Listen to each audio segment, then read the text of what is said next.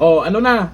Ang resulta, nga, Supreme Court, nagdesisyon na. Nako, feel na feel pa naman ni Win Gatchalian yung pagiging Senate President niya. Lalo si Erwin Tulfo, nagtapang-tapangan nitong nakaraan dahil siya yung Blue Ribbon Chair.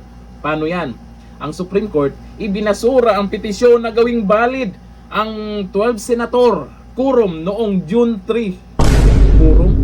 Kulurum nga pala talaga. O ayon dito sa balita, binasura ng Korte Suprema ang petisyong inihain ni Guro at political commentator John Barry Tayam na umihiling na ideklarang valid quorum ang presensya ng 12 senator sa kontrobersyal na sesyon ng Senado noong June 3, 2026. Sa press briefer na inilabas ng Office of the Spokesperson ng Korte Suprema noong June 10, ngayon, sinabi ng Supreme Court en banc na ibinasura ang kaso dahil sa kawalan ng legal standing ng petitioner. Ang petisyon ni Tayam ay may kaugnayan sa kontrobersyal na sesyon ng Senado noong Hunyo 3 o June 3 kung saan idineklara ng kampo ni Gatchalian na may quorum at magpatuloy sa reorganization ng liderato ng Senado.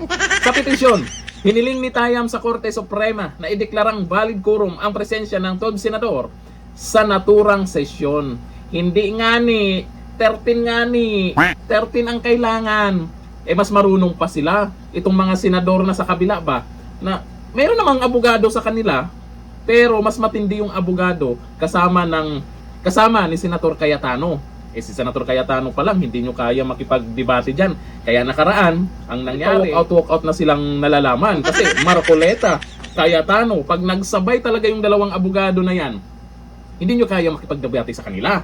Ngayon, nagmamarunong kayo. Pero ang hintayin po natin dito yung magiging reaksyon o sasabihin ni Tito Soto. Magaling yan. Ang galing-galing yan. Lalo sa usapin ng batas, magaling yan. Bulaga na. Sa ngayon, nananatiling buhay ang diskusyon sa legalidad ng naturang sesyon. Ngunit, malinaw sa inilabas na press briefer na ang petisyon ni Tayam ay binasura hindi dahil pinaburan o pinawalang bisa ng Korte Suprema ang 12 senador ng nakurum, kundi dahil sa kakulangan ng legal standing ng naghain ng kaso. Ito ayon po sa mga nagkomento Ang sabi po dito ni Richelle Garcia, sayang panghudas ng +1. Oo, may lumipat na isa. Chis Escudero, sayang yung ginawa mo marami pang nagalit sa'yo. Sabi ni Rachel Brientos, pinipilit pa kasi nagmukha tuloy katawa-tawa. Pinagtatawanan na sila sa social media. Ngayon may lumabas galing sa Supreme Court. Diba? Hintayin nyo na lang kasi na maging 13 kayo. Baka naman natataranta lang kayo dahil dito sa Blue Ribbon hearing nila Senator Marcoleta.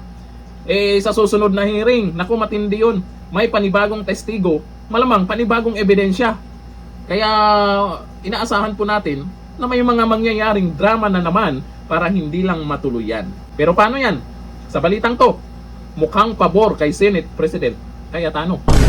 Dito lang natin. Bye-bye.